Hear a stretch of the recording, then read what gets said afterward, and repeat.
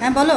এই যে গোলাপ এসছে তোমার একদম একদম মনের মন ভরা আম। দেখো দেখলে শুরু হয়ে গেল? একদম শুরু হয়ে গেল। কত নিয়ে এসছো গো? আরে বাবা 7 কিলো, 7 কিলোকে বলেছিলাম 7 কিলোও নিয়ে এসছে। বাহ, এই তো আর এই কটা? আমার গন্ধ তো বিশাল। আলাদা গন্ধ, আলাদা গন্ধ। প্রতি বছর যা আর কাছে কি নিয়ে নিই। এসছো? আর এই কাগজি লেবু আর মেয়ের ফেস ওয়াশটা নিয়ে এসছি। আচ্ছা ঠিক আছে। এ শেষ হোক, মোটামুটি মাসখানেক খাও, তারপরে তোমার শান্তিপুরের গেলেম সাগর উঠবে, তখন আবার গেলেম সাগর খাবে। চলুন বন্ধু।